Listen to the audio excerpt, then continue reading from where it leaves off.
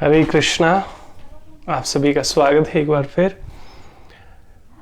पिछले कुछ दिनों से जैसे हमने बताया था कि हम भगवद गीता श्लोक ले रहे थे और उसका भी आइडिया यही था कि हम माइंड बॉडी सोल से हेल्दी रहें। अभी कुछ दिनों के लिए चूँकि अभी चारों तरफ भय का वातावरण बना हुआ है, इसलिए हमने व्यक्तिगत प्रश्नोत्तरी का सेशन रखा है कि आपके कोई भी इंडिविजुअल क्वेश्चंस हो, हेल्थ से रिलेटेड, माइंड से रिलेटेड, इमोशन से रिलेटेड, है ना, फियर से रिलेटेड, सो ऐसा कुछ भी आपके मन में प्रश्न हो वो आप हमसे प्रश्न कर सकते हैं। तब तक मैं आपको ब्रीफ आइडिया दे देता हूँ। हरे कृष्णा। आस्था, स्वागत है आपका। सो कल भी हम लोग डिस्कस कर रहे थे कि वास्तव में दो तरीके के हमारे स्ट्रेस होते हैं। एक तो नॉर्मल स्ट्रेस होता है, एक क्रोनिक स्ट्रेस होता है। सो नॉर्मल स्ट्रेस को एक्यूट स्ट्रेस भी कहते हैं, जो नॉर्मल होता है डे टू डे लाइफ में। हर एक इंडिविजुअल के लाइफ में कुछ ना कुछ स्ट्रेस तो रहता है, दैट्स नॉर्मल। लेकिन एक्यूट स्ट्रेस में कुछ लक्षण दिखते हैं, उसको हम लोग समझने का प्रयास करते हैं कि कब पता चले कि वो ट्रीटमेंट की ज़रूरत है या काउंसलिंग की ज़रूरत है। सो आप सभी का हार्दिक स्वागत है। आज पुनः हम ले रहे हैं क्वेश्चन आंसर सेशन। हम अभी भगवद गीता के कुछ लेक्चर्स एक वीक के लिए कम से कम प्रयास कर रहे हैं। हम देखते हैं कि कितना क्वेश्चन आ रहा है हमारे पास। प्रणाम पुष्पा जी, प्रणाम पूनम जी, आप सभी का रीता जी प्रणाम, हरे कृष्णा। लक्ष्मी जी हरे कृष्णा। आप सभी का हार्दिक स्वागत है। जय श्री कृष्णा। अभी मैं कुछ दिनों से, कल से जैसे मैंने क्वेश्चन आंसर सेशन रखना शुरू किया है, क्योंकि अभी पेंडेमिक सिचुएशन फिर से बहुत क्रिटिकल हो रहा है। बहुत लोग जो है डरे हुए हैं, एंजाइटी है, एंगर है, नींद की समस्या है ना, सांस लेने में लोगों को तकलीफ हो रही है, अलग अलग इश्यूज आ रही है। इश्यूज हर एक इंडिविजुअल में अलग अलग प्रॉब्लम्स देखी गई है। बेसिकली जो हमारा होल आइडिया है, पूरा जो आइडिया है वो है स्ट्रेस मैनेजमेंट पे और फियर मैनेजमेंट पे काम किया जाए। आप किसी अपनों के लिए प्रश्न पूछ सकते हैं, आप अपने लिए प्रश्न पूछ सकते हैं। आपके किसी एक प्रश्न पूछने से कई लोगों को उसका आंसर मिलेगा। मैं स्ट्रेस मैनेजमेंट पर एक एक इंडिविजुअल क्वेश्चंस क्वेरी सॉल्व करने का प्रयास करूंगा as per my realisation, as per my experiences. जिसमें विज्ञान और अध्यात्म का बैलेंस, संतुलन बनाते हुए हम आपके प्रॉब्लम्स को सॉल्व करने का प्रयास करेंगे। प्रश्न इसलिए करना चाहिए क्योंकि आपके एक प्रश्न करने से कई लोगों के जीवन में ट्रांसफॉर्मेशन आ सकती है, कई लोगों को हेल्प मिल सकती है। आज चारों तरफ मैंने कल भी बताया था कि भय का वातावरण क्रिएट किया जा रहा है ना। तो उसमें हम सबको, जो भी थोड़े से जिम्मेदार नागरिक है, उन सबको अपने अपने स्तर पर पॉजिटिविटी स्प्रेड करने की ज़रूरत है, मोटिवेशन स्प्रेड करने की ज़रूरत है, करेज बढ़ाने की ज़रूरत है ना। उसमें हम सबको मिलकर थोड़ा काम करना पड़ेगा। डर के वातावरण से थोड़ा सा लोग भयमुक्त होने के वातावरण में धीरे धीरे प्रवेश करेंगे। क्योंकि जैसे मैंने कल की स्टोरी भी बताई थी कि भयभीत होने के कारण जो है अपने आप फिजिकल मेंटल दोनों इम्यूनिटी और स्टेमिना बहुत डिक्रीज कर जाती है।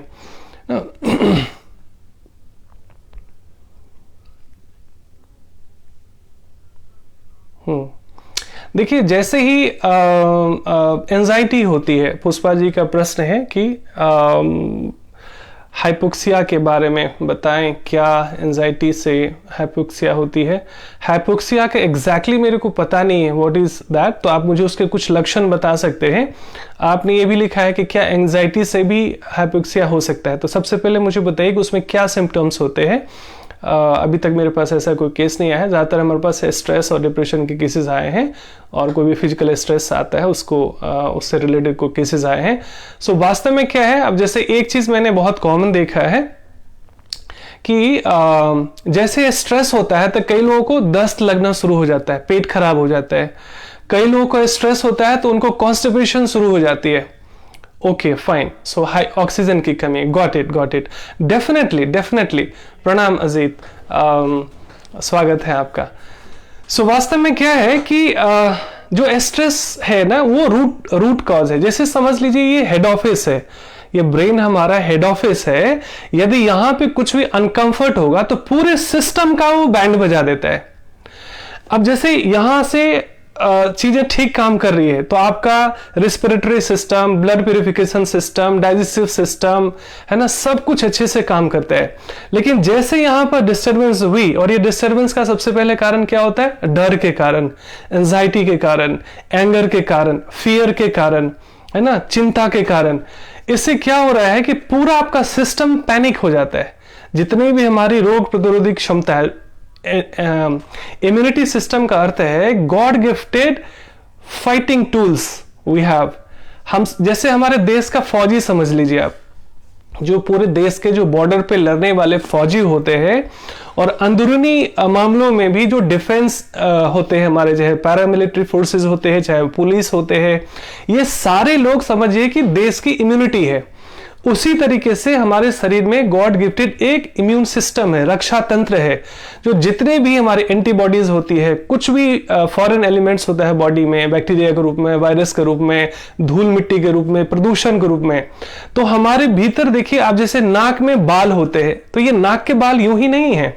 नाक के बाल का पहला काम होता है जितना भी धूल मिट्टी प्रदूषण उसको फिल्टर करना, लेकिन उसकी भी एक लिमिटेशन होती है, वो सारी चीजें नहीं फिल्टर कर सकता है। इसलिए फिर हम लोग मास्क वगैरह लगाते हैं, है ना, सैनिटाइज करते हैं। बैक्टीरिया वायरस आपको पता ही होगा कि हम आंखों से वो दिखाई नहीं देता, और यही कारण है देखिए कि एक व्यक्ति इन्फेक्टेड होता है और पूरे घर में, चूंकि वही तो सांस ले रहा है, छोड़ है ना, आप कितना भी मास्क ले रहे हो, लेकिन फिर भी उसका एक वायरस ही काफी है किसी को इन्फेक्टेड करने के लिए। तो मैं बार बार, चाहे वो डॉक्टर्स होते हैं या हम लोग वेलनेस फील्ड में है, बार बार प्रयास करते हैं कि एक तो आपको बाहरी रूप से सुरक्षित तो रहना ही रहना है, साफ सफाई का ध्यान रखना है, सैनिटाइज करना है, डबल मास्क लगाना है, आवश्यकता बहुत नहीं हो तो अनावश्यक बाहर घूमना नहीं है। लेकिन उसके साथ साथ आपको इंटरनल सिस्टम को भी प्रोटेक्ट करना पड़ेगा। जैसे एक तो बॉर्डर पुलिस होती है, और लेकिन बाहर आंतरिक सुरक्षा के लिए भी हमारे पास पुलिसिंग सिस्टम होती है, डिफेंस सिस्टम होती है। सो दोनों ही मजबूती रखनी पड़ेगी, इंटरनल भी और एक्सटर्नल भी। तो आपने बाहरी रूप से तो रक्षा कर लिया है ना, तो आपने देखा होगा कि एक अलग अलग एज ग्रुप पे और अलग अलग इम्यूनिटी पे अलग अलग उसका प्रभाव पड़ रहा है। अब बुजुर्गों को क्यों बताया गया कि सबसे ज्यादा सुरक्षा की जरूरत है, बच्चों को क्यों बताया गया सबसे ज्यादा सुरक्षा की जरूरत है, लेकिन इस बार का जो कोरोना है वो और भी खतरनाक है, क्योंकि उसमें यंग लोगों को भी वो इफेक्ट दे रहा है, ज्यादा प्रॉब्लम्स क्रिएट कर रहा है। कारण क्या है कि जब तक कोई समस्या नहीं होती हम योग नहीं करते, प्राणायाम नहीं करते, खान पान का ध्यान नहीं रखते, और फिर जो प्रॉब्लम्स होती है फिर हम डॉक्टर्स के पास भटकते रहते हैं, इधर उधर भागते रहते हैं। सो कोरोना पेंडेमिक के ही बहाने ही सही, लेकिन हम सबको प्रतिदिन योगासन, प्राणायाम, ध्यान और आहार विहार का ध्यान रखना पड़ेगा। टाइम से सोना, सुबह ब्रह्म मुहूर्त में उठने का प्रयास करना, है ना, और डेली स्नान करना, और हर तरीके से जो भी आप कर सकते हैं करना, क्योंकि इंटरनल इम्यूनिटी बहुत जरूरी है आपका मजबूत रहना। लेकिन ये तो हो गया फिजिकल लेवल पे, है ना, कि आप देखेंगे कोई व्यक्ति योग भी कर रहा है, प्राणायाम भी कर रहा है, सब कुछ कर रहा है, लेकिन फिर भी डरा हुआ है। अब इसके लिए क्या करेंगे? यद्यपि योगासन, प्राणायाम इत्यादि करने से मन पे भी बहुत फर्क पड़ता है, लेकिन इसके लिए आपको ट्रेनिंग देने की जरूरत है। ट्रेनिंग इन द सेंस, जैसे मैंने कल भी बताया था, स्वाध्याय, डेली कुछ पॉजिटिव चीजें पढ़ना, श्रवण करना, कुछ अच्छी चीजें सुनना, जैसे अभी भी आप सुन रहे हैं, तो ये सारा चीज क्या करता है, आपको यहां पर जाके प्रोग्राम करता है। डरे हुए क्यों हैं लोग? मैंने कल भी बताया था कि डर का इमोशन ज्यादा डाउनलोड कर रहे हैं आप अपने ब्रेन सॉफ्टवेयर में, आंखों के माध्यम से, कान के माध्यम से आप अधिक से अधिक डर के इमोशंस, इंफॉर्मेशन सुन रहे हैं, है ना, आंख से आप ज्यादा से ज्यादा चीजें, डरावनी चीजें देख रहे हैं। तो सबसे पहले आपको इसको बंद करना पड़ेगा, है ना। आप चलिए आज से आपने बंद भी कर दिया कि भाई न्यूज चैनल ज्यादा नहीं देखेंगे, नेगेटिव चीजें ज्यादा नहीं देखेंगे। अनुराधा जी, हार्दिक स्वागत है आपका। लेकिन जो पहले से जो देख लिया है आपने, पहले से जो आंखें पिक्चर खींच चुकी है, तस्वीरें, कान जो पहले से सुनकर यहां पर डब्बे में बंद कर दिया है इंफॉर्मेशन, उसका क्या करेंगे? जैसे मैंने मोबाइल का एग्जांपल दिया कि मोबाइल में अनवांटेड फाइल्स डाउनलोड हो जाए, है ना, उसको यदि टाइम टू टाइम उसको रिफ्रेश नहीं किया जाए तो उसमें वो हैंग होने लगता है, हीट होने लगता है, स्लो होने लगता है। वैसे ही हमारा ब्रेन सॉफ्टवेयर भी है। अभी तो हमने कह दिया कि ठीक है, आपको नेगेटिव चीजें सुननी नहीं है, देखनी नहीं है, और आप बहुत बहादुर है कोई तो ठीक है, उसने न्यूज चैनल्स बंद कर दिया, नेगेटिव खबर देखनी बंद कर दी, लेकिन जो पहले से संस्कार में बैठा हुआ है, पहले जो प्रोग्रामिंग हो चुकी है, पहले जो इंफॉर्मेशन ले लिया ब्रेन ने बाय डिफॉल्ट और जानबूझकर या अनजाने में, उसका क्या करें? सिंपल सा उपाय है, पॉजिटिव इंफॉर्मेशन आएगा तो नेगेटिव अपने आप डिलीट होता चला जाएगा।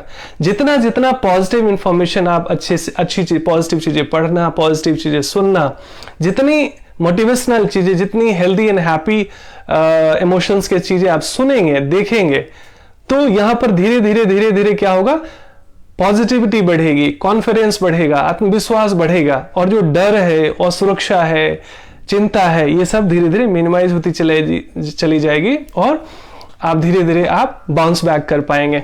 कोई ऐसा व्यक्ति नहीं जिसे डर नहीं लगता, लेकिन वो लंबे समय तक नहीं टिकना चाहिए। सो कल भी मैंने बताया था कि स्ट्रेस बेसिकली दो तरीके की होती है, एक है एक्यूट स्ट्रेस, एक है क्रोनिक स्ट्रेस। एक्यूट स्ट्रेस है जो नॉर्मल स्ट्रेस है कि भाई मेरे को काम भी करना है, भाई मेरे को अभी पेंडेमिक है, मेरे को भाई घर के लिए पैसे भी चाहिए, है ना, बच्चों का फीस भरना है, all that, these are all normal stress, ये डे टू डे लाइफ का है, उससे लोग डील कर लेते हैं। लेकिन एक ऐसा स्ट्रेस होता है जो महीने महीने तक अब नींद नहीं आ रही है, स्ट्रेस बढ़ रहा है, व्यक्ति गुमसुम बैठ गया है, कुछ बोल नहीं रहा है, खाना खाने का उसका दिल नहीं कर रहा है, उसको नींद नहीं ठीक से आ रही है, बेचैनी हो रही है, घबराहट हो रही है। कुछ कुछ सिम्टम्स आपको मैं बता ही देता हूं, मैंने पॉइंट बनाए थे क्योंकि कई सारी चीजें भूल ना जाए। सो क्या क्या लक्षण होता है इसमें हम देख सकते हैं। शारीरिक रूप पे ये लक्षण दिखते हैं, जैसे रेस्टलेसनेस, बेचैनी से रहेगी, व्यक्ति एकदम तुरंत वहां बैठेगा, तुरंत वहां बैठेगा, तुरंत छत पे चला जाएगा, तुरंत ऐसे, मतलब ऐसे थोड़ी बेचैनी से बनी रहती है, वो रहती है वैसे फिजिकल घबराहट की वजह से। उसके बाद है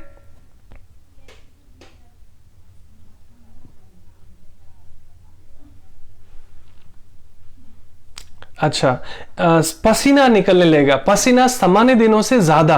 आप देखेंगे डर की वजह से, एंजाइटी की वजह से, क्रोनिक स्ट्रेस की वजह से पसीने ज्यादा निकलने लगते हैं बॉडी में, है ना। तो ये सब कुछ लक्षण है, सामान्य दिनों से अलग। नॉर्मल पसीना निकलना तो अपने आप में वो डिटॉक्सिफिकेशन की प्रोसेस है। कई बार तो क्या होता है, मैंने बताया ना कि आज सबसे ज्यादा जो इम्यूनिटी का बैंड बजा है वो उसने एसी ने करा हुआ है। एसी में पसीना निकलने देते नहीं आप, पसीना निकलना अपने आप में डिटॉक्सिफिकेशन की प्रोसेस है, वो शुद्धिकरण की प्रक्रिया है, तो हम पसीना निकलने ही नहीं देते हैं। लेकिन यहां पर स्ट्रेस में दिखाया गया है कि एसी में है व्यक्ति, फिर भी उसके पसीने छूट रहे हैं, वो एंजाइटी की वजह से, घबराहट की वजह से।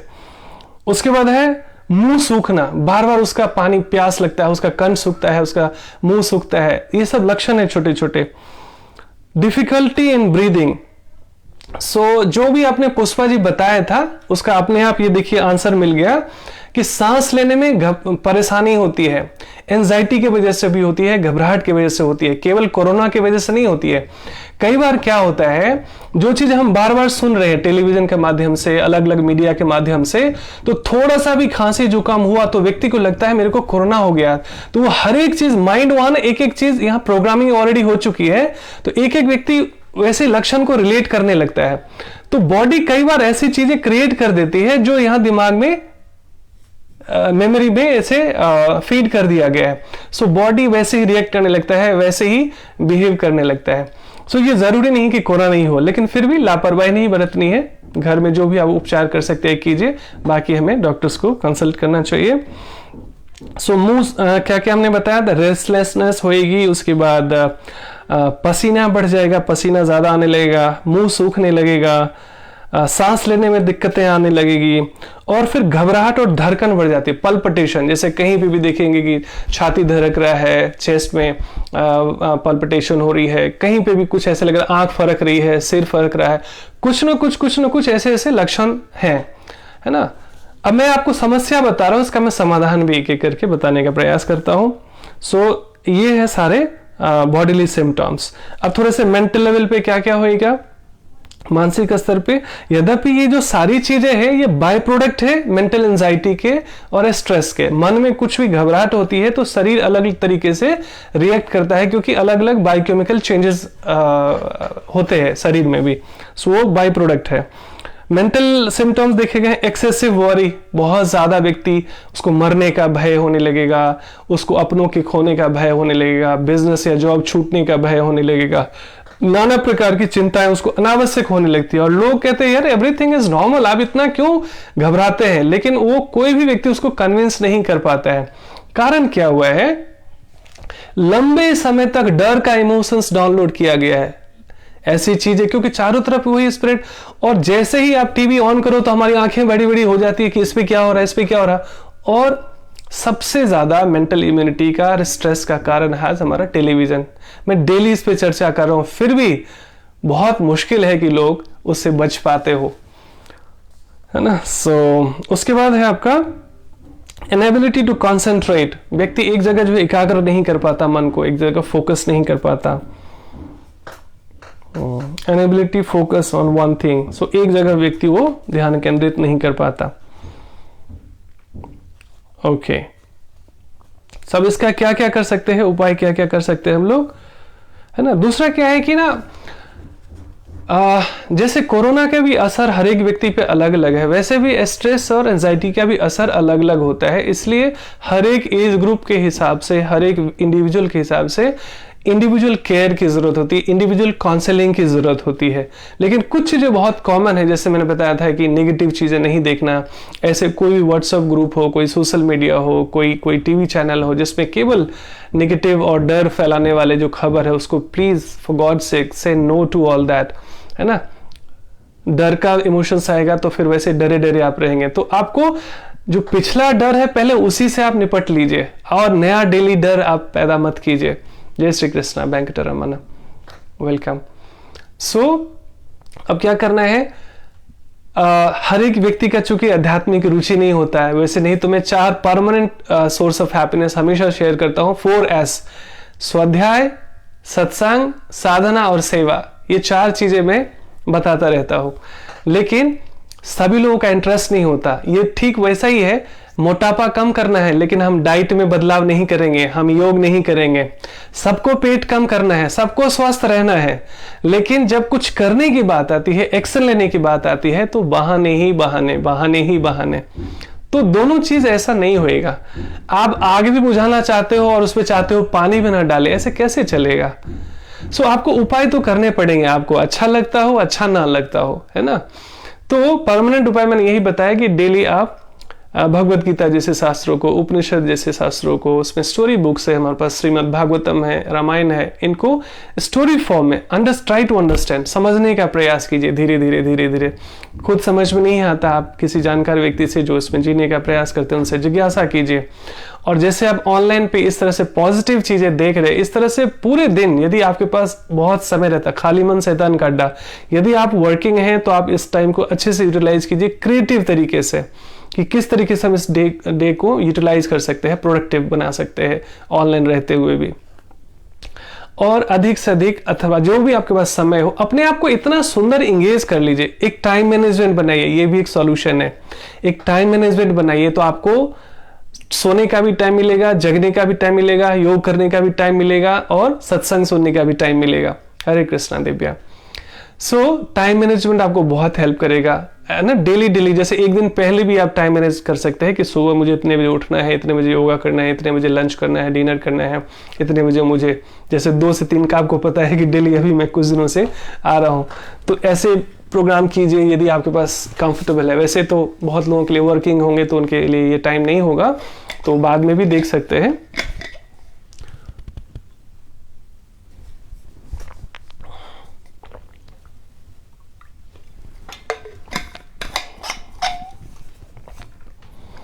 उसके बाद जो है सुनना और फिर मेडिटेशन इत्यादि करना, सुबह शाम फिक्स कर लीजिए कि कम से कम अभी टाइम है तो आधा घंटा सुबह शाम मेडिटेशन कर सकते हैं। मेडिटेशन की बहुत सारी विधियां हैं। यदि आपके पास जप माला है तो जप के ऊपर कीजिए, क्योंकि कलयुग में नाम जप का बहुत महत्व बताया गया है। बहुत इजी भी है और कुछ मुश्किल नहीं है, इजी टू अंडरस्टैंड है। आपको सुनना है, जैसे भगवान जैसे हम लोग करते हैं, हरे कृष्ण कृष्ण कृष्ण हरे हरे, हरे राम राम राम हरे हरे। आप बिना माले के भी कर सकते हैं और माले पे भी कर सकते हैं। जैसे हम लोग के पास जप थैली होती है, उसमें फिर हम लोग करते हैं। तो होता क्या है, जैसे माले पे आपका एक एक बीट पे उंगलियां लगती है ना, तो आप ना एक्चुअली ज्यादा कनेक्टेड फील करते हैं, ज्यादा प्रेजेंट में रहते हैं, फोकस्ड रहते हैं। सो इस तरह से आप जप थैली पे जप कर सकते हैं, नहीं तो मानसिक जाप कर सकते हैं। कई बार ना बिना माले पे करके ना आप थोड़ा बोर भी हो सकते हैं या भूल भी सकते हैं, लेकिन माला पे थोड़ा सा आपको फोकस रहता है कि इतना टाइम हमारे लिए भगवान के साथ अपॉइंटमेंट है। So you can chant on beats, ऐसे कर सकते हैं आप। जब माला नहीं है आपके पास तो आजकल ऑनलाइन भी मिल जाता है, आप ऑनलाइन मंगा सकते हैं, पास में मंदिर है मंदिर से मंगा सकते हैं, नहीं तो आप तब तक वैसे ही कर लीजिए। सो स्वाध्याय हो गया, सत्संग हो गया, फिर साधना हो गया और सेवा हो गया। सेवा मतलब आपके पास जो कुछ भी अतिरिक्त है, यदि आपके पास स्किल है, यदि आपके पास फाइनेंस ज्यादा है, किसी तरीके से आप जिस फील्ड में भी है, तन मन धन से, some time, some money or some energy or some of your skills, try to share with people who they are needy actually। आज जिनको भी जरूरत है, जो भी थोड़ा सा आप कर सकते हैं। दिल चाहिए वास्तव में, देने के लिए दिल चाहिए। बहुत ज्यादा हो जाना जरूरी नहीं है। जिनके पास बहुत ज्यादा होता है कुंडली मार के बैठे होते हैं, सुई अग्रे न दातव्य, लेकिन जिनका देने का मन करता है, जिनके पास 100 रुपया होता है, उसमें से भी कुछ रुपया किसी को दान देने के लिए तत्पर रहते हैं, वो हेल्प करने के लिए तत्पर रहते हैं। और केवल मैं पैसे की बात नहीं कर रहा हूं, ये एक एटीट्यूड होता है शेयरिंग का, गिविंग का। So you can do that. So we have time management, then स्वाध्याय सत्संग मैंने बताया ही था, और डूज एंड डोंट्स में मैंने बताया था कि no new channels, no negative TV serials and all, है ना। एंड दिन में सोना नहीं, ये भी बहुत जरूरी है। अच्छा किया मैंने नोट कर लिया था ये पॉइंट। दिन में सोने से क्या होता है, फिर आपका पूरा बायोलॉजिकल क्लॉक डिस्टर्ब हो जाता है। दिन में सोएंगे तो आपकी नींद की कमी पूरी हो जाती है दिन में, फिर आपको रात को नींद नहीं आएगी, फिर रात को नींद नहीं आएगी, उसको कंपेंसेट करने के लिए फिर आप सुबह देर से उठेंगे, फिर योगा छूट जाएगा, या हो सकता है फिर आप दोपहर में सो जाएंगे। तो दोपहर में सोने से भी कफ और खांसी बढ़ता है वास्तव में। एक तो मैंने कल भी बताया था कि आपको रात को दूध नहीं लेना चाहिए, और कोशिश कीजिए यदि जिनको भी कफ एंड कोल्ड हो उस समय तक दूध अवॉइड करें, क्योंकि दूध जो है कफ एंड कोल्ड बनाते हैं, है ना। और इम्यूनिटी बढ़ाने के लिए कल भी मैंने शेयर किया था। आपने कोई क्वेश्चन कर सकते हैं। आज मेरा वन वे लेक्चर नहीं है, मैं बेसिकली मैं अभी कुछ पॉइंट्स इसलिए शेयर कर रहा हूं तब तक क्योंकि मैं इंतजार कर रहा हूं कि आपका कोई प्रश्न आएगा। सो अपने हेल्थ से रिलेटेड, माइंड से रिलेटेड, स्ट्रेस से रिलेटेड, एंगर से रिलेटेड, रिलेशनशिप से रिलेटेड, घर के माहौल से रिलेटेड, गुस्सा से रिलेटेड, नींद से रिलेटेड, कुछ भी ऐसे प्रश्न हो अपने लिए या अपनों के लिए, please type your question and I will try my best to answer that. ठीक है। सो वैसे मैं जनरल आइडिया आपको बता रहा था, लेकिन मैं चाह रहा हूं कि इंडिविजुअल क्वेश्चंस लिया जाए। जैसे अभी पुष्पा जी ने बहुत सुंदर प्रश्न किया था, तो मैंने प्रयास किया आंसर करने का, कि मैंने बताया आपको, इसमें पता ही चल गया कि हमारा रेस्टलेसनेस, इंक्रीज स्वीटिंग, है ना, dry mouth, difficult in breathing and palpitation, ये सारे लक्षण है क्रोनिक स्ट्रेस के। क्रोनिक स्ट्रेस मतलब नॉर्मल स्ट्रेस से ज्यादा, जहां पर प्रॉपर केयर की जरूरत होती है, काउंसलिंग की जरूरत होती है और मेडिकेशन की भी जरूरत होती है। So that was a brief of stress management. और आपका कोई अभी तक कोई प्रश्न है या जिज्ञासा है तो आप पूछ सकते हैं, और नहीं तो फिर मैं आपसे पूछूंगा प्रश्न, हो सकता है तो फिर आपको आंसर करना पड़ेगा। सो बेटर है आप प्रश्न कीजिए ताकि और कई लोगों के प्रश्न का उत्तर मिल जाए। सो अभी जो पेंडेमिक सिचुएशन चल रहा है, इसको डील करने के लिए, जैसे कई लोगों के नियर एंड डियर शरीर छोड़ चुके हैं, उसकी वजह से एक अलग सा माहौल है बहुत। लेकिन सागर में गागर समेटने का प्रयास, डर का, भय का वातावरण भले हो, लेकिन उसमें भी हम पॉजिटिव एनर्जी स्प्रेड कर सके, उसका एक प्रयास। एक सेकेंड, एक प्रश्न आया है दिव्या का, एक सेकेंड। किसी दिन सब कुछ करके भी एंजाइटी रहती है, मेडिटेशन करो तो ठीक है, फिर होती है कभी कभी बहुत, अच्छा तो क्या करे। So this is very genuine feedback Divya. So कई बार होता है कि हम मेडिटेशन भी कर रहे हैं, सब कुछ कर रहे हैं, लेकिन फिर भी कई बार एंजाइटी रहता है, डर जाता नहीं है, तो क्या करें। जैसे मैंने आपको बताया था कि एक तो जो नया चेन है उसको ब्रेक करना है। जो भी डर या एंजाइटी या इनसिक्योरिटी बढ़ाने वाले जितने भी इंफॉर्मेशन हम बाय डिफॉल्ट डाउनलोड कर रहे थे, अट्रैक्ट कर रहे थे, उस चेन को, उस सप्लाई को कट करना है। आपको देखना है कि क्या क्या चीज में ऐसा पूरे दिन देखती हूं, सुनती हूं, बातें करती हूं या सोचती हूं जिसकी वजह से मेरा डर और एंजाइटी बढ़ रहा है। तो पहले तो उस सप्लाई ऑफ जो चेन है उसको आपको ब्रेक करना पड़ेगा कि ये चीज मेरे को कट करना है। दूसरा क्या है कि बचपन से लेकर अभी तक माता पिता का डर, अपने शिक्षकों का डर, अपने दोस्तों का डर, अपने सोसाइटी का डर, अपने रिश्तेदारों का डर यहां पर लिए घूम रहे हम लोग, क्योंकि अकेले तो हम रह नहीं सकते। तो कभी मूवी ऐसी देख ली, कभी सीरियल ऐसा देख लिया, कभी जीवन में किसी ने एक बार भी भूत का सीरियल देखा हो या भूत का मूवी देखा हो, लेकिन वो अभी भी भूल नहीं पाया होगा।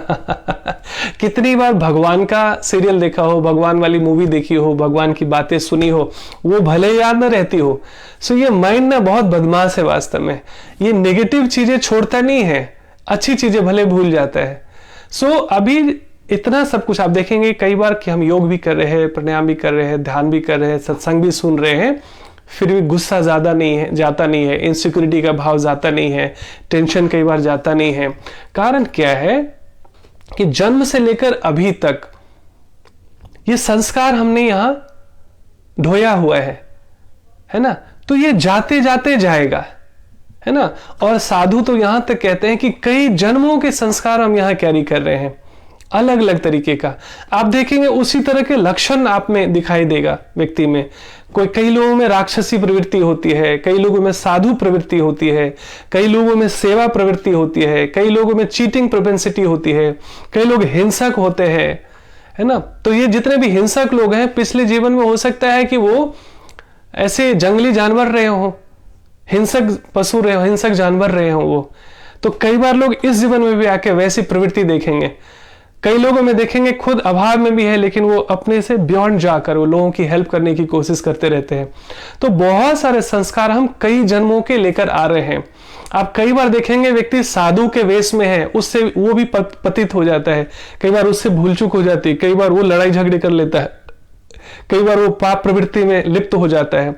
कारण क्या है कि ये जो संस्कार है ना हमारा, ये केवल एक जन्म का नहीं है, कई जन्मों का संस्कार हम ढो रहे हैं। लेकिन अच्छी बात ये है, जैसे कहते हैं ना, जब जागो तभी सवेरा, जैसे ये जानकारी मिल जाती है तो हम कॉन्शियस प्यूरिफिकेशन पे काम करते हैं। कॉन्शियस प्यूरिफिकेशन क्या? डेली डेली योगासन करना, प्राणायाम करना, ध्यान करना। इससे क्या हो रहा है? शरीर की, मन की भी सफाई हो रही है। लेकिन ध्यान में और सत्संग में जमीन आसमान का फर्क है, इस बात को समझने की जरूरत है। ध्यान और सत्संग को इस तरीके से समझ सकते हैं। ध्यान जो है प्योर करता है, क्लीन करता है। जैसे कोई जमीन है, जैसे जहां खेती करने वाली जमीन होती है, तो पहले उसमें से घास फूस हटाया जाता है, उसको उस पर हल चलाया जाता है। लेकिन केवल हल चलाकर या घास फूस हटाकर छोड़ नहीं दिया जाता है। यदि छोड़ दिया जाए तो फिर से उस पर घास फूस उगते रहते हैं। मन भी वैसा ही है। आपने एक बार सफाई कर लिया, एक बार आपने ध्यान कर लिया, इसका मतलब हो नहीं गया। अब ध्यान से करना है सफाई, यानी उसको उर्वरक बनाना है, पोटेंट बनाना है। लेकिन उसमें सत्संग से, स्वाध्याय से अच्छी फसल की बीज भी बोने हैं। रामायण पढ़ना, भागवतम पढ़ना, उपनिषद पढ़ना, गीता पढ़ना, इससे क्या हो रहा है? ये बीज हैं, ये आध्यात्मिक बीज हैं। ये क्यों सबको समझ में नहीं आता? क्योंकि पहले मन साफ नहीं है, मन क्लीन नहीं है। तो जो लोग योगासन, प्राणायाम, ध्यान इत्यादि करते हैं, उनको बहुत आसानी से सत्संग समझ में आएगा, उनको बड़ी सरलता से गीता की बात समझ में आएगी, क्योंकि वहां पर पात्रता बन रही है ना, वहां सफाई हो रही है। तो जब खेत अच्छे से तैयार किया गया हो तो उसपे जब फसल बोए जाते हैं तो बहुत लहलहा कर वो फसल उगता है ना। और ऐसे अगर परती जमीन पर बिना हल चलाए हुए बीज छिड़क के कोई आ जाए, छिट के आ जाए, कुछ होगा क्या वहां पर?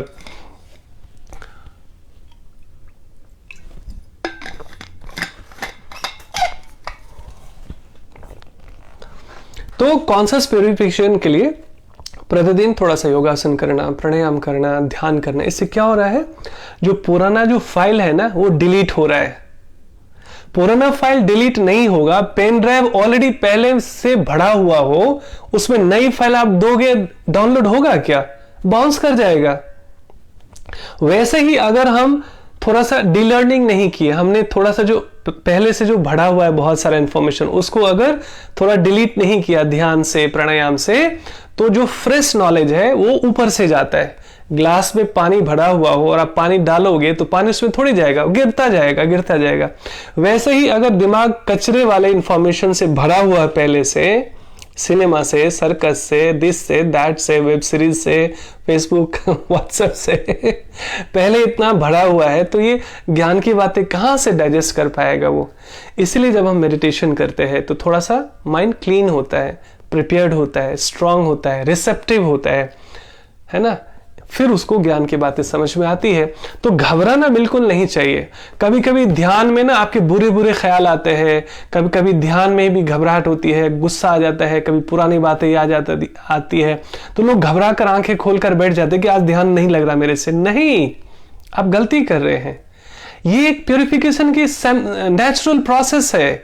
जब भी आप सफाई करेंगे तो सब गंदगी निकलेगी ना, तो गंदगी निकलने से घबरा जाएंगे, अरे अरे तो बहुत गंदा निकल रहा है, रोक दो रोक दो रोक दो। सफाई रोकते हैं क्या आप? नहीं, जब तक गंदगी निकलती रहती है आप सफाई करते रहते हैं।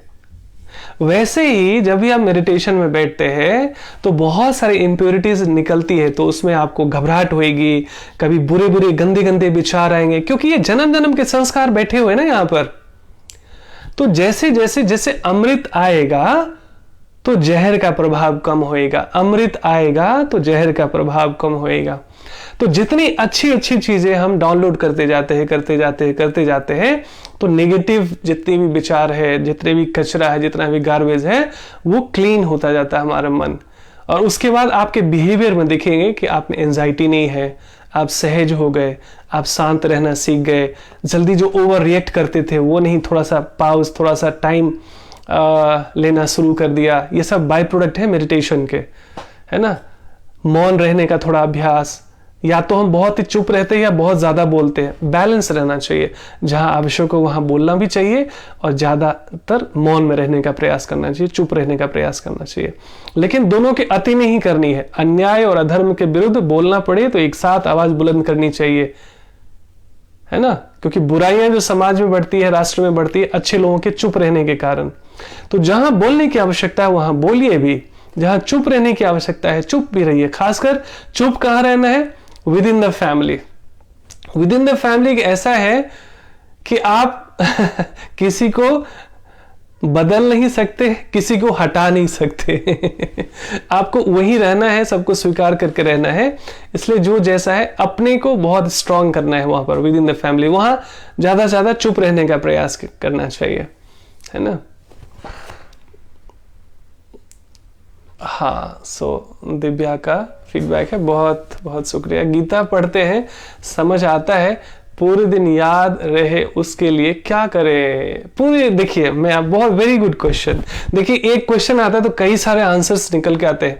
तो मैं सभी पार्टिसिपेंट से रिक्वेस्ट करता हूं कि आप अपने लिए या अपनों के लिए इस तरह से कुछ भी क्वेश्चन, जैसे खासकर माइंड मैनेजमेंट से रिलेटेड, बिहेवियर मैनेजमेंट से रिलेटेड, फियर से, एंजाइटी, एंगर से रिलेटेड, या कुछ भी XYZ जो भी मैं आंसर कर सकता हूं आपको बताऊंगा। जो मैं आंसर नहीं कर सकता आपको बता दूंगा कि मैं बाद में बताऊंगा या नहीं बता पाऊंगा, जो मेरा क्षेत्र नहीं है।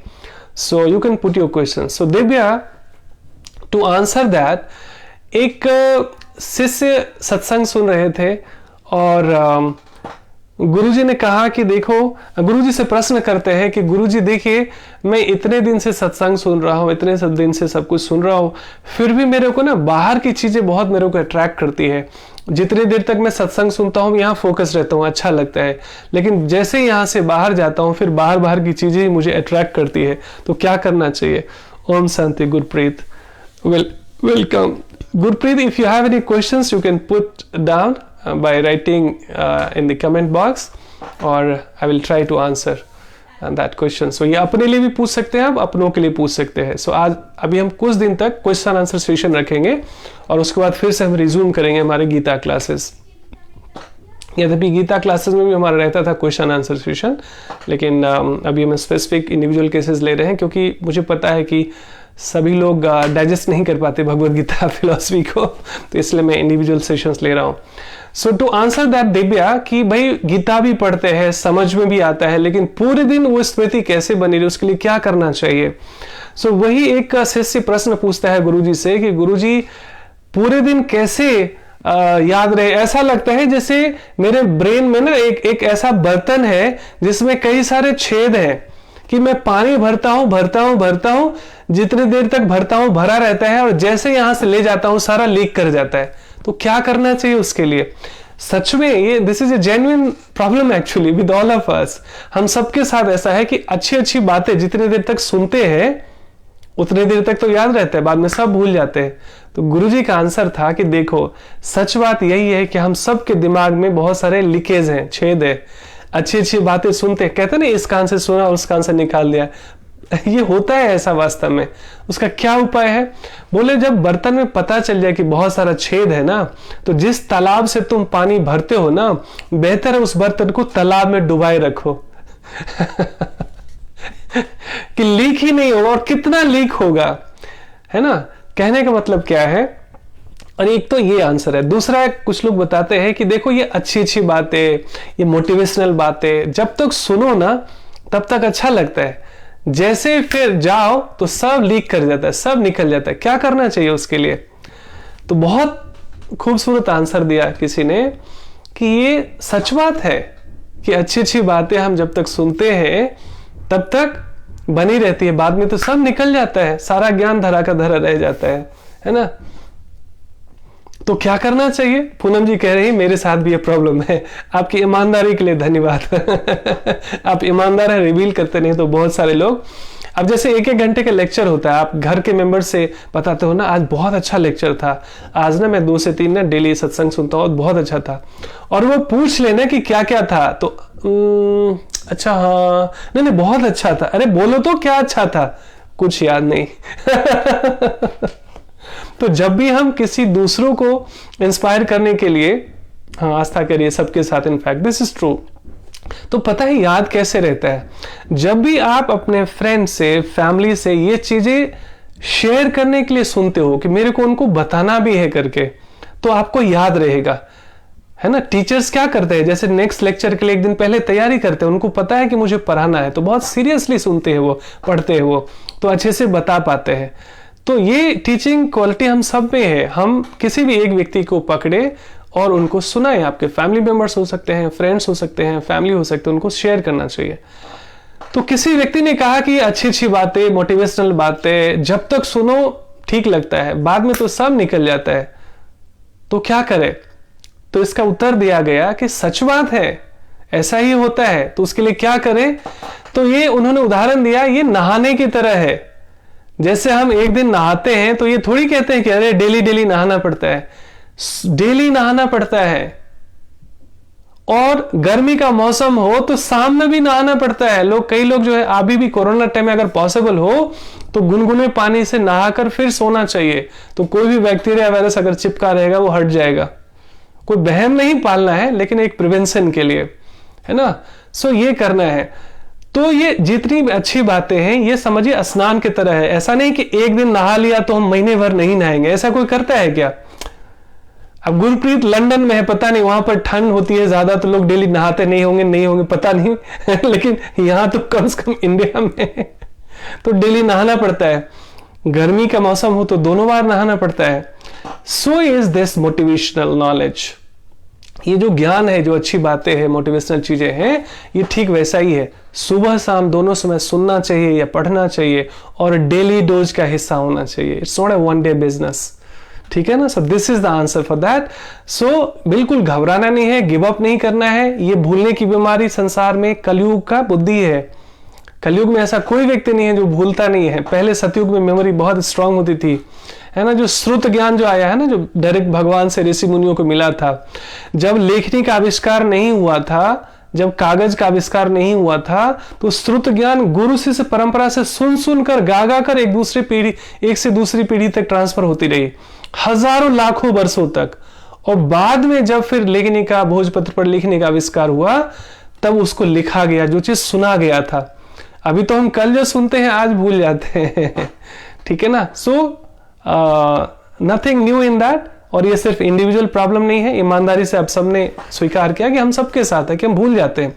इसीलिए डेली नहाने की तरह डेली नहाना, डेली सुनना, डेली पढ़ना, डेली सत्संग अटेंड करना, this is the answer, this is the only solution we have, है ना। इसमें कोई ऐसे रॉकेट साइंस नहीं है कि कोई दवाई आती है और उससे हमें सब कुछ याद रहेगा, ऐसा नहीं है। डेली डेली सुनना पड़ेगा।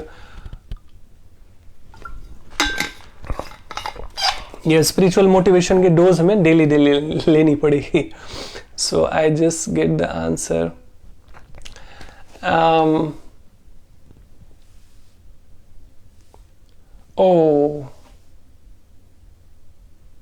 Oh, it's very sad to know that, Gurpreet. Although this is individual issue, but I pray for you। और यहाँ से मैं healing prayer भेजता हूँ आपके लिए कि आपकी जल्दी रिकवरी हो और आप इतने खुश मिजाज हो, इतने चेयरफुल हो। और फिर भी किसी के साथ भी कुछ भी हो सकता है, so we never know। So please take good care. और ऑलरेडी आप योगा फिटनेस पर रहे हो तो ध्यान रखना। और बाद में मेरे को ना आप कॉल भी कर सकते हो, कोई इंडिविजुअल हेल्प की ज़रूरत हो ऐसे, so I can share more health tips so that you can take very good care of yourself. So अपना ठीक से ध्यान रखो। और गुड दैट आप दूर हो फिर भी आप कनेक्टेड हो। तो डेली 2 से 3 हमारा क्लास होता है। पता है वी आर लाइक फैमिली।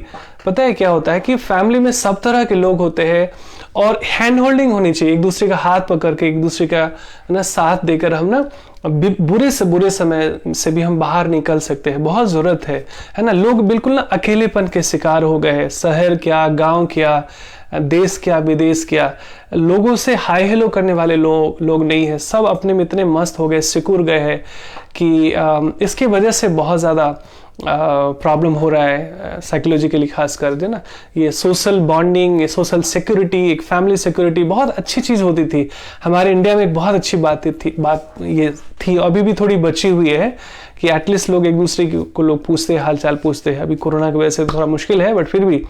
सो आप सबसे मैं प्रार्थना करता हूँ, आपकी लाइफ में कोई भी जेन्युइन कोई इश्यूज हो तो मैसेज के थ्रू, कॉल के थ्रू मुझे ज़रूर बताइए। I will try my best to help you out. और मैं प्रयास करूँगा कि आपको उस प्रॉब्लम से जो भी संभव हो निकाला जा सके, जो मेरी कैपेसिटी में है। और ज़िंदगी में और पता है क्या लेके जाएगा कोई व्यक्ति, सब कुछ यहीं रह जाता है। ये मकान, दुकान, पैसा, जितना भी लोग जमा करते हैं, कोई बुराई नहीं है, अपने कर्मों में आपके हैं तो definitely you must enjoy that. But केवल वही जिंदगी नहीं है, ये हमें पता होना चाहिए। इसीलिए वस्तु की ज़्यादा कीमत ना समझ के इंसान की कीमत हमें ज़्यादा आंकनी चाहिए, है ना। सो पहले क्या होता था, लोग सामान इस्तेमाल करते थे और वस्तुओं का लोगों का सहयोग करते थे और वस्तुओं का इस्तेमाल करते थे। अभी उल्टा हो रहा है, लोग जो है लोगों का इस्तेमाल कर रहे हैं और वस्तुओं का सामान कर रहे हैं, उनका संभाल के रख रहे हैं। सो जो भी हो सकता है हमें एक दूसरे को मोटिवेट करना चाहिए, हैंड होल्डिंग करना चाहिए। और हमेशा सोचिए कि समस्या है तो समाधान भी है। और डेली मोटिवेशन का डोज ये बहुत जरूरी है। स्वाध्याय, सत्संग, ये मैं परमानेंट हैप्पीनेस की बात कर रहा हूँ। टेम्पररी के लिए देखो, मैं कॉर्पोरेट में लाफ्टर योगा कराता हूँ, लेकिन वो कितने देर, जितने देर मैं हंसाऊंगा उतने देर हंसेंगे। लेकिन ये जो मैं आपको भगवत गीता या अध्यात्म की बातें बता रहा हूँ, ये ऑन गोइंग लाइफ टाइम तक रहेगा। 2 तरह की चीजें होती है, हमेशा मैं बताता हूँ। एक होती है मोटिवेशन, एक होती है इंस्पिरेशन। मोटिवेशन टेम्पररी है ना, बबल्स की तरह। अभी पोस्ट कर दिया, आप ये कर सकते हो, आप वो कर सकते हो, और थोड़ा पंप भी हो गए, उसके बाद फिर 2 दिन के बाद हवा निकल जाती है। लेकिन एक बार आपको पता चल जाए ना कि आप वास्तव में कौन हो, भगवान कौन है, भगवान से आपका संबंध क्या है, ये परमानेंट हैप्पीनेस का सोर्स है वास्तव में। सो बिल्कुल घबराना नहीं है और मस्त रहना है, और उससे आपकी हीलिंग बहुत जल्दी होती है। सो मैं आप सबके लिए, आपके परिवार के लिए प्रेयर करता हूँ। आप सब भी हमारे लिए प्रार्थना करते रहिए। We are all one family, और हम भगवान के अच्छे बच्चे बनने के प्रयास में हैं और उसी ट्रैक पे है। दुनिया सब अलग अलग तरह सोच सकती है, किसी को बदलने की जरूरत नहीं है। हमें अपना चश्मा बदलना है, हमें अपना एटीट्यूड बदलना है, और एक विनर एटीट्यूड में, है ना। देखिए, जैसे life is like a journey. जैसे हम कभी भी बाय रोड जाते हो या बाय ट्रेन या बाय एयर कहीं भी ट्रैवल करते हैं ना, तो बहुत तरह के चैलेंजेस आते हैं कभी ट्रेन लेट हो गई, कभी कुछ प्रॉब्लम हो गया, कभी गड्ढा आ गया ऑन बाय रोड जा रहे हैं आप, तो कभी रोड जाम लग गया, बहुत सारी प्रॉब्लम्स हो सकती है।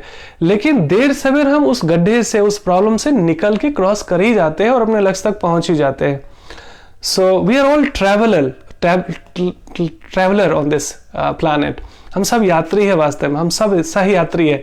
तो ट्रेन में क्या है कि अकेले आदमी बोर हो जाता है, लेकिन नए लोगों से भी जब जान पहचान हो जाती है, थोड़ी सी बातचीत होने लगती है, तो सफर कट जाता है, पता ही नहीं चलता है। यही सबसे बड़ी वैल्यूएबल चीज है लाइफ में, है ना। सब अपने अपने में, कोई किसी का गुजारा नहीं करता, सब अपना अपना गुजारा करते हैं। भगवान सबको देखने वाला है, लेकिन उसी में हम एक दूसरे से हाय हेलो करते रहे, मिलते जुलते रहे, थोड़ा सा हंसी मजाक करते रहे, एक दूसरे का हाथ पकड़ते रहे, एक दूसरे का सहयोग करते रहे। यही जो जीने की कला है वास्तव में। अकेले जीना क्या जीना, है ना। सो ये चीज है। So I send healing prayer for you, for all of you. Whenever I feel anxiety issue, I play Narsim Aarti on my phone. Also, I play Maha Mantra, so there is positivity all around. Yes, Astha, this is very true. So, जो मंत्रों की शक्तियां होती है ना, बहुत powerful होती है। ओम चैंटिंग, जैसे अभी डॉक्टर्स भी बता रहे हैं कि जितने भी कोरोना पेशेंट्स हैं उनको ओम चैंटिंग के लिए बोला जाता है। अपने आप में एक ब्रीदिंग प्रोसेस है जिसको उद्गीत प्राणायाम कहते हैं। लंबी लंबी गहरी श्वास लेना,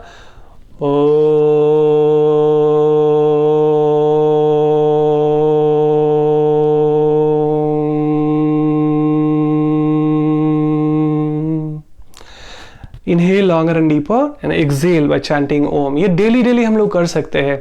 हाँ, यदि आप खुद से करते हैं तो बेस्ट है, लेकिन कई बार नहीं ऐसा हो पाता तो आप प्ले भी कर सकते हैं किसी भी इंस्ट्रूमेंट में या रिकॉर्डिंग में, तो आसपास पॉजिटिव एटमॉस्फेयर क्रिएट होता है। आप किचन में हो, आप काम कर रहे हो, कहीं भी हो, धीरे या जोर से, जितना आपके लिए कंफर्टेबल हो वहाँ पर ऐसे क्रिएट करना चाहिए पॉजिटिव साउंड वाइब्रेशंस, तो माहौल बिल्कुल बदल जाता है। पॉजिटिविटी अट्रैक्ट्स पॉजिटिविटी, और इसकी हीलिंग चांसेस बहुत अच्छी हो जाती है। जहाँ पर भी ऐसे ओम चैंटिंग, मेडिटेशन, ये सब चीज़ें की जाती है, नरसिंह कवच है, हरिनाम संकीर्तन है, ये सब चीज़ें जहाँ ज़्यादा होएगी, है ना, वहाँ पर ज़्यादा पॉजिटिव एनवायरनमेंट क्रिएट होता है, पॉजिटिव वाइब्स क्रिएट होता है। We can do that without fail. Yes, so I take the next comment. My sister in law, she is always angry, we try to help her. हाँ, कई बार जो लोग, बहुत अच्छी बात है, I appreciate Gurpreet that you know, apart from like knowing that attitude, you're helping her, that's amazing. So कई बार क्या होता है कि हम टिट फॉर टैट के मूड में रहते हैं, कोई मेरे पे गुस्सा है तो हमें लगता है हम डबल गुस्सा करेंगे उससे। But humility is, spirituality says कि हमें टिट फॉर टैट नहीं करना चाहिए, बल्कि ये सोचना चाहिए कि जो भी व्यक्ति बहुत गुस्सा कर रहा है ना, वो अंदर से कमजोर है, अंदर से वीक है वो। तो सोचिए, एक थोड़ी देर के लिए जो आप पर चिल्ला सकता है, गुस्सा कर सकता है, वैसे ही एटीट्यूड से, वैसे ही मनस्थिति से वो 24 घंटे अपने साथ वो व्यक्ति कैसे रहता होगा, दया का पात्र है। एक और उदाहरण से हम समझते हैं इस चीज को। कोई व्यक्ति जब बहुत गुस्सा करे ना, तो उसको एक्चुअली कमजोर व्यक्ति ज्यादा गुस्सा करता है। कई बार मैं अपने सेशंस में इसकी चर्चा कर चुका हूं कि जैसे आप किसी फ्रेंड के पास जाते हैं, किसी फ्रेंड ने बुलाया आपको, आप उनके घर जाते हैं, आप जैसे ही अंदर गए तो कोई व्यक्ति आपको गाली दे रहा है, बार बार चिल्ला रहा है आपको देख कर आप पर उंगली दिखा रहा है, गाली दे रहा है, तो आपको लगता है ये हो क्या रहा है, क्या हो गया, ये सामने वाला व्यक्ति पागल है ना, क्या है। जिस व्यक्ति ने, जिस दोस्त ने आपको, जिस फ्रेंड ने आपको बुलाया, वो तुरंत आपका हाथ पकड़कर खींचकर अपने रूम में ले जाता है, बोलता है sorry, please don't mind. Actually ना ये बीमार हैं और ये एकदम गुस्से में रहते हैं, ठीक से सो नहीं पाते, तो जो भी आता है ना उसको ये गाली देना शुरू कर देते हैं। उनको नहीं पता कौन है नहीं है, बस ये अपनी एंजाइटी, एंगर एक्चुअली गाली देकर निकाल लेते हैं। सो शुरू में आपको जो बहुत अजीब जैसा लगा था, अब जैसे आपने फैक्ट समझ लिया, सच समझ लिया कि अरे व्यक्ति सिक है, बीमार है, अब आप नाराज होंगे क्या? अब आपको हंसी आएगी, अरे मैं तो डर गई थी, या मैं डर गया था, मैं घबरा गया था, अब ऐसे रिएक्ट करते। लेकिन जैसे आपको सच का पता चल गया ना कि अरे वो व्यक्ति बीमार है, वो ऐसा ही है, जैसे ये स्वीकार भाव आया, आपने उसको माफ भी कर दिया, कोई ग्रज नहीं किया, उल्टा आपके चेहरे पे मुस्कुराहट आ गई, आप हंसने लगे। सो पता है क्यों हम लोगों को माफ नहीं कर पाते? हमें लगता है हर एक व्यक्ति बहुत समझदार है, और समझदार है इसकी वजह से मुझे तकलीफ दे रहा है। अरे जो समझदार होएगा वो किसी को कष्ट देगा क्या? किसी को गाली देगा क्या? किसी पे गुस्सा करेगा क्या? दैट पर्सन इज सिक, वो बीमार है। दिखने में हट्टा कट्ठा लगे, दिखने में स्वस्थ लगे, लेकिन वास्तव में जो लोग किसी को तकलीफ दे रहे हैं, किसी को गाली दे रहे हैं, किसी पे चिल्ला रहे हैं, किसी को गुस्सा कर रहे हैं, वो व्यक्ति अंदर से खोखला है, वो कमजोर है, वो बीमार है। जैसे ही आपका मन इस चीज से कन्विंस हो जाता है, तुरंत माफ करना आसान हो जाता है। ऐसे व्यक्ति के लिए भगवान से प्रार्थना करनी चाहिए। देखिए, दो तरह के डिवोटीज होते हैं, मैंने पहले भी चर्चा करी है, समय ज्यादा तो नहीं ले लिया मैंने, अरे ऑलरेडी एक्सीड हो चुका है। दो तरह के लोग होते हैं। जो नए नए भक्त होते हैं, उनको कोई तकलीफ देता है और वो भगवान को मानने वाले लोग होते हैं, तो भगवान से प्रार्थना करते हैं, भगवान इसने मुझे 1 नुकसान किया ना, आप इसकी 4 नुकसान करना। इसने हमारा 4 नुकसान किया ना, इसका 10 नुकसान करना। और कहीं अगर भगवान ने आपकी प्रार्थना सुन ली और उस व्यक्ति को सही में नुकसान हुआ, तो आपको लगता है बल्ले बल्ले, भगवान ने हमारी सुन ली। ये कच्ची भक्ति का उदाहरण है। जो मैच्योर डिवोटी होते हैं, थोड़ा से एडवांस डिवोटी होते हैं, वो भगवान से प्रार्थना करते हैं कि हे प्रभु, इस व्यक्ति को नहीं पता कि ये अपने बैड कर्मा क्रिएट कर रहा है, अपने लिए बुरे कर्मों का निर्माण कर रहा है। इसको नहीं पता कि मैं तो कुछ नहीं कहूंगा, लेकिन कर्म के नियम से इसको दंडित होना पड़ेगा, इसको सजा मिलेगी, जैसी करनी वैसा फल आज, नहीं तो निश्चय कल। तो please forgive him, O merciful God, please forgive him, हे भगवान उसको क्षमा कर दीजिए। ये है मैच्योर डिवोशन। नहीं तो हम तो टिट फॉर टैट का इंतजार करते रहते हैं, कभी तो खुद ही टिट फॉर टैट कर देते हैं, या फिर कभी नहीं कर पाए, हम उससे नहीं लड़ सकते, तो भगवान के पास जाके हाजिरी लगाते हैं कि उसका नुकसान कर देना। हर एक व्यक्ति अपने कर्मों का निर्माण कर रहा है, और अगर व्यक्ति कुछ अनकंफर्टेबल स्टेट में है, तो वो दुखी व्यक्ति ही दुख फैलाएगा ना। आनंदित व्यक्ति आनंद फैलाएगा, हैप्पीनेस फैलाएगा। दुनिया में दूसरों को हंसाने वाले कौन लोग हैं? मोटिवेट करने वाले कौन लोग हैं? दूसरों की हैंड होल्डिंग करने वाले कौन लोग हैं? दूसरों को सहयोग देने वाले, हर तरीके से पॉजिटिविटी क्रिएट करने वाले कौन लोग हैं? जिनके पास ये ऑलरेडी है। हमारे पास दुख होगा तो हम दुख फैलाते। अगर हमारे पास दुख भरा होता तो 1 घंटे हम लाइव आते और सरकार को गाली देते, सिस्टम को गाली देते, दुनिया को गाली देते, चाइना को गाली देते। क्या फायदा है इन सब चीजों का? और बहुत सारे लोग करते हैं यही सब चीज, वेबिनार करते हैं, सेमिनार करते हैं, और यही सब करते हैं, पार्टी पॉलिटिक्स, मतलब यही करते रहते हैं, बिकॉज उन्होंने वही दिन भर इकट्ठा करा है। अब हमने एंटीवायरस लगा रखी है, तो मैं देखता तो सब कुछ हूं, लेकिन डाउनलोड कुछ भी नहीं करता हूं। डाउनलोड वही करता हूं जो नेक्टेरियस है, जो पॉजिटिव है, जो डिवाइन है, जो दिव्य है, जो ईश्वर से रिलेटेड है। तो चॉइस इज योर्स। सो आज के बाद से देखना है कि मुझे क्या अट्रैक्ट करना है। सो ऐसा करते हुए हम पॉजिटिव रहते हैं। सो this is the answer for that. And always call you without even wasting a single second. Your words, tips, and have always motivated me and gives strength. Thank you so much, Astha. God bless you. And I take true sir, I'm totally agree with you. Yes, thank you, Gurpreet. And yes, you are a fighter, Gurpreet. I know you. You're a very strong girl. So सब कुछ अच्छा होगा। और ये जो आपका fighting spirit है ना, that I will bounce back, that will make you a winner. और खुश रहिए, पॉजिटिव रहिए, और हमारा सेशन मत मिस कीजिए। ये बूस्ट करेगा आपके एनर्जी को, मोटिवेट करेगा। All right, yes Poonam ji, thank you so much that you are all praying for. Yes, and Mahamrityunjaya mantra अच्छी बात है, सुन सकते हो। मैं आपको इस पे बताता हूँ गुरप्रीत, है क्या, जैसे मैं बचपन से हमारे घर में चूंकि पूजा पाठ का माहौल था, और चूंकि हम भारत में रहते हैं, तो ये बहुत ऑब्वियस है, बहुत कॉमन है हमारे घरों में कि कोई गुरुद्वारे जा रहे हैं, कोई मंदिर जा रहे हैं, कोई दादा दादी के साथ, नाना नानी के साथ, माता पिता के साथ। That is very common. यहाँ पर एक चीज मैं बार बार बताता हूँ गुरप्रीत, चूंकि आप बहुत दिनों बाद जुड़े हो और मैं उम्मीद करता हूँ आप रेगुलर रहोगे, मैं बताता हूँ। देखो है क्या, महामृत्यु मृत्युंजय मंत्र सुनना चाहिए, है ना, गायत्री मंत्र सुनना चाहिए।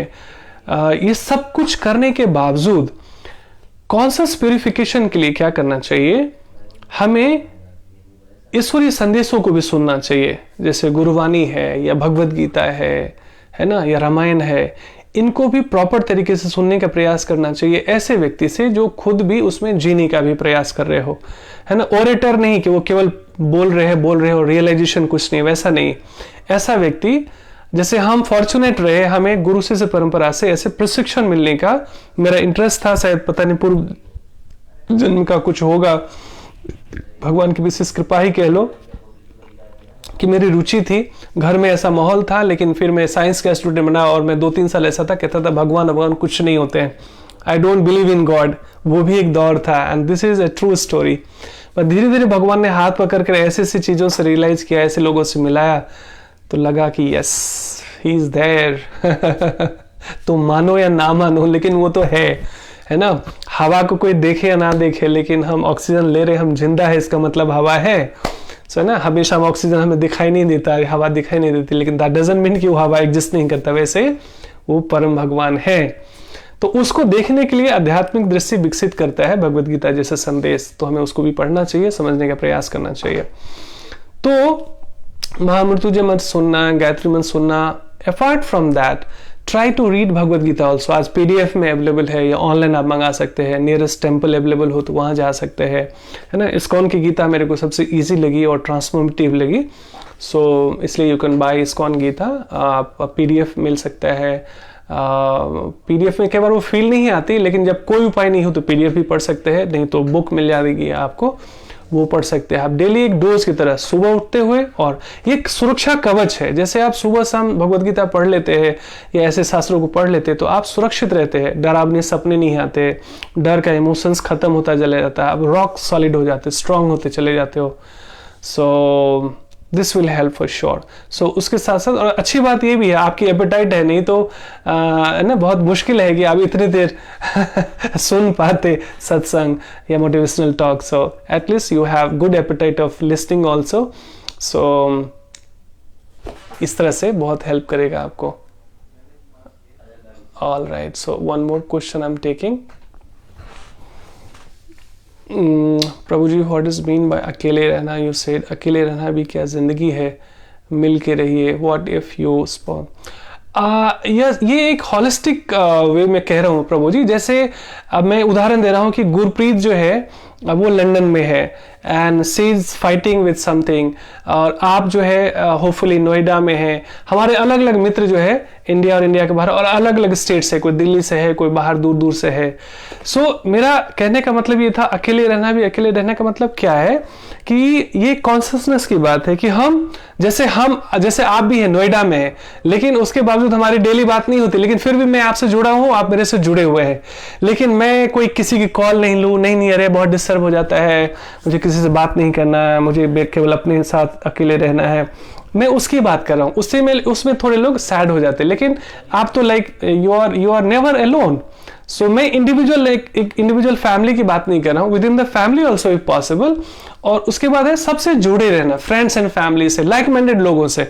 हर एक व्यक्ति तो हमारे दोस्त नहीं हो सकते, हर एक व्यक्ति को हम पसंद नहीं आ सकते, हर एक व्यक्ति हमें पसंद नहीं आ सकते, लेकिन जो लाइक माइंडेड लोगों का ग्रुप है उनसे हमें संपर्क बनाना चाहिए, चाहे सोशल मीडिया के माध्यम से, टेलीफोन के माध्यम से, जैसे भी हो, ऑनलाइन के माध्यम से। तो मेरा कहने का मतलब ये था। सो अकेले रहना मतलब ये नहीं, अब अकेले मान लीजिए कोई विदेश में कमाने के लिए चला जाता है या शहर चला जाता है, सो वो अकेले नहीं कहना चाहिए उसको, वो दूर भी रहते हुए वो सबसे जुड़ा हुआ है। दूसरी बात, आप भी अकेले नहीं है और मैं भी अकेले नहीं हूं, we are all divine family. So हम एक दूसरे के हाथ पकड़ के ये जो स्ट्रॉन्ग, ये जो डिवोशनल फैमिली है ना, ये जो सत्संग वाले जो मित्र होते हैं ना, ये बड़े स्ट्रॉन्ग दोस्त होते हैं वास्तव में। ये कभी अकेले होते ही नहीं है और ये सब एक साथ मिलके रहते हैं। सो ये जिंदा दिली है एक तरीके से। और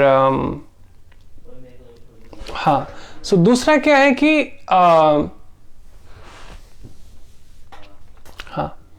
दूसरा क्या है कि कई बार जैसे जिंदगी में कुछ हो जाता है, क्योंकि जिस व्यक्ति का जितने दिन का साथ रहता है, चाहे वो मैरिड लाइफ हो, चाहे लाइफ एंड डेथ की बात हो, तो ये ना प्री प्लानिंग है, हमें ये सोचना चाहिए परमात्मा की ऐसी प्लानिंग है कि जैसे मैंने कई बार बताया था कि यहाँ से जैसे हम मुंबई जा रहे हैं ट्रेन से, तो ज़रूरी नहीं कि हर एक व्यक्ति ट्रेन से ही वहाँ मुंबई में ही उतरेगा, बीच में भी कोई उतर सकता है। कुछ लोग चढ़ते हैं, कुछ लोग उतरते हैं। ज़िंदगी भी कुछ ऐसा ही है। सो कुछ हमारे जीवन में नए लोग जुड़ते हैं, कुछ लोग पुराने छूटते जाते हैं। This is a fact. So कई बार क्या होता है कि मान लीजिए कि कोई बहुत अच्छी दोस्ती हो गई हमारी यात्रा में किसी से, या हमारी दोस्ती भी नहीं था लेकिन शायद मुझे कोई सामने वाला व्यक्ति, सामने वाले सीट पे बैठा हुआ व्यक्ति बहुत पसंद था। अब उसका हमारा साथ उतना ही लिखा हुआ था, तो वो अपना स्टेशन आया, वो चला गया जिस भी किसी कारण से। तो अब हम अगर पूरे जीवन हम उसी को याद करते रहे तो इसका मतलब हम खुद के साथ सेल्फ स्टैबिंग कर रहे हैं, खुद को तकलीफ पहुंचा रहे हैं। जैसे इसमें से साधु कहते हैं कि कई बार ना हम लगता है कि हमने माफ कर दिया या भूल गए, लेकिन फिर भी उस व्यक्ति को हम किसी भी कारण से ये भी याद करना कि मैं भूल चुका हूं, या मैंने छोड़ दिया है, या मैंने त्याग कर दिया, ये भी एक अटैचमेंट है। क्योंकि जब भूल गए हैं, छोड़ दिया है, सब कुछ हो गया है, तो फिर भी मुझे उसकी याद क्यों आ रही है? हाँ, just for talking we can give the example. Otherwise कई बार हम जो चीज त्याग कर चुके होते हैं या त्याग हो जाता है by default, by nature's law, तो भी यदि हम बार बार उसको रिकॉल करते हैं, इसका मतलब वही है कि जैसे किसी व्यक्ति ने हमें पत्थर फेंका, हमें खून निकल आया, हमें चोट लग गया, तो हमने क्या करी, मरहम पट्टी करवाई और उस पत्थर को सजा कर रख लिया अपने घर में, तिजोरी में। और अब जब जब मुझे जरूरत पड़ती है उस पत्थर को लेता हूं मैं, उस घाव पर फिर से हिट करता हूं मैं।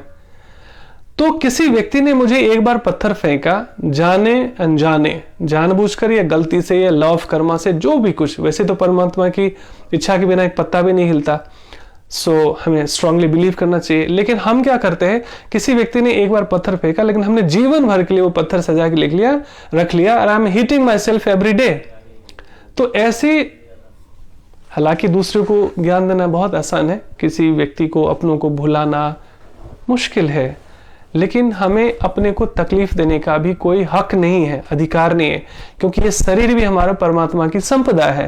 तो यदि हम इमोशनली, फिजिकली, किसी भी तरीके से यदि खुद को भी तकलीफ कर रहे हैं, खुद को भी टॉर्चर कर रहे हैं, नोइंगली अननोइंगली, तो हम परमात्मा की रचना का इंसल्ट कर रहे हैं। परमात्मा ने हमको बहुत सुंदर जीवन दिया है, और किसी व्यक्ति के चले जाने से या छूट जाने से जिंदगी समाप्त नहीं हो जाती है। कई बार जो है, भगवान कुछ अच्छे लोगों को जीवन में भेजने के लिए कुछ बुरे लोगों को डिलीट कर देते हैं जीवन से। तो we should take it like that. So हमको हर एक हाल में हर एक चीज को प्रसाद की तरह ग्रहण करना चाहिए, सुख भी दुख भी, है ना। So everything is predestined. और अगर हम पीछे मुड़ मुड़ के बार बार ड्राइविंग करेंगे तो हम या तो सामने वाले को ठोक देंगे या बढ़ ही नहीं पाएंगे। सो हमें आगे देखना है कि हमें बढ़ना कहाँ है। कई बार जिंदगी की गाड़ी में हम इतना पीछे देखते रहते हैं कि हम कहीं बढ़ ही नहीं पाते, स्टक हो जाते हैं। सो मैंने एक मोटा मोटा एग्जांपल दिया, वैसे इंडिविजुअल काउंसलिंग में हम एक एक चीज को अलग अलग तरीके से ले सकते हैं। सो अकेले जीना से मेरा, आई होप कि I could clear my points. अकेले जीना मतलब क्या है, जैसे मेरे को क्या जरूरत थी लाइव आकर ये सब ज्ञान और लेक्चर देना, लेकिन एक लव एंड कंपैशन में हमें लगता है ना, वसुधैव कुटुंबकम की केवल बातें नहीं होनी चाहिए, we are all one family. So हम एक साथ आकर एक दूसरे का क्वेश्चन ले रहे हैं, सुख दुख बांट रहे हैं, है ना। आपको पता होगा कि ये सारी चीजें हमारी पेड सर्विसेज होती है, जो काउंसलिंग के हमारे सेशंस होते हैं। Minimum charge is 15,000 rupees for 5 session. But मुझे पता है कि सभी लोग मेरे को अप्रोच नहीं कर पाते, कई लोगों का बजट इशू हो सकता है। So with God's energy, I try to share my views, my experiences, and I try to resolve the issues in our friends and family. So वही एक प्रयास है। So we should take it positively. प्रणाम पंडित प्रभु, आशुतोष प्रभु प्रणाम। और कोई questions तो नहीं है? थैंक यू प्रभु ji, thank you. So all right. Yes, I can understand, क्योंकि कई बार ना पुरानी यादें ऐसी होती है कि रबर के बॉल की तरह, जितनी जोर से हम पटकते हैं, बुलाना चाहते हैं, उतना वो बाउंस बैक करता है फिर से। So I can understand, it is quite difficult to forget. जैसे मैंने एक बार ध्यान की भी बात बताई थी ना, कि ध्यान में एक गुरुजी के पास व्यक्ति परेशान होकर जाता है कि गुरुजी मैं बहुत परेशान रहता हूँ घर की परेशानियों से, तो मुझे कुछ बताइए। उन्होंने बोला मैं तुम्हें मेडिटेशन सिखाता हूँ, आओ बैठो ध्यान करो। उन्होंने एक विधि बताई और उन्होंने कहा मेरे पास और भी लोग आए हैं तो मैं उनकी भी प्रॉब्लम सॉल्व करने के लिए जा रहा हूँ, लेकिन मैं तुरंत लौट रहा हूँ, तुम इतने देर तक ध्यान कर लो। जितना उन्होंने समय दिया था उसके बाद गुरुजी आए, और लेकिन उससे पहले उन्होंने इंस्ट्रक्शन दिया था कि कुछ भी याद नहीं करना है, कोई विचार नहीं करना है ध्यान में।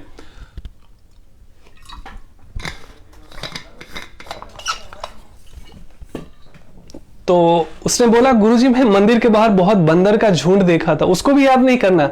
बोले बिल्कुल किसी को याद नहीं करना, मतलब किसी को याद नहीं करना। ठीक है, ध्यान में बैठ गया वो। ध्यान के बाद जब गुरुजी आए, बोले कैसा रहा ध्यान? बोले गुरुजी आपने बोला बंदर को बिल्कुल ध्यान नहीं करना, पूरे ध्यान में केवल बंदर ही बंदर याद आ रहा था। This is the answer of this question. जिस चीज को हम बार बार भुलाना चाहते मतलब वो भी एक अटैचमेंट है। भुलाना किसको चाहते हैं? मतलब कुछ है उसको भुलाना चाहते हैं। सो न्यूट्रल रहना, याद आ गया तो अच्छी बात है, नहीं याद आया तो भी अच्छी बात है। सो जिसको हम पुश करते हैं नहीं याद आए, अच्छे ध्यान में ही सोचेंगे नहीं कोई विचार नहीं है, कोई विचार नहीं है, उस दिन आप ध्यान नहीं कर पाओगे, केवल विचार ही विचार आएंगे। सो अब क्या करना है? There is no fight, neutral state of mind, कि विचार आता है तो भी, नहीं आता है तो भी, आई डैम बॉदर। वो बबल्स की तरह है, आएंगे चले जाएंगे, उनको हम भाव नहीं देंगे तो वो हमें हॉन्ट नहीं करेंगे। अब क्या हो गया, उस सारे थॉट्स को हमने प्लेट पे सजा के रखा हुआ अच्छी जगह पे, यहाँ पे कोई भाव मत दीजिए, ये मुफ्त के किराएदार है, ऐसे ऐसे थॉट्स। उसको क्या करना है, बहुत दिन हो गया है, मुफ्त का किराया देना तो दूर, आपके घर में आपके ब्रेन में वो आपको दिन रात डिस्टर्ब करता है। ये मुफ्त के किराएदार हैं ऐसे थॉट्स। सो उसको करना क्या है, उसको घर से निकालना है, लेकिन आप लड़ाई नहीं कर सकते उससे, केवल उसको भाव देना बंद कर दीजिए। जैसे आपने पूछना, उसको रिस्पेक्ट देना बंद कर दिया, उसको सो व्हाट वाले एटीट्यूड में हो गए, की फर्क पहनना वाले एटीट्यूड में आ गए, वो अपने आप धीरे धीरे छोटा होकर डिसॉल्व हो जाएगा, गायब हो जाएगा। So don't worry, so don't give much importance to that thought.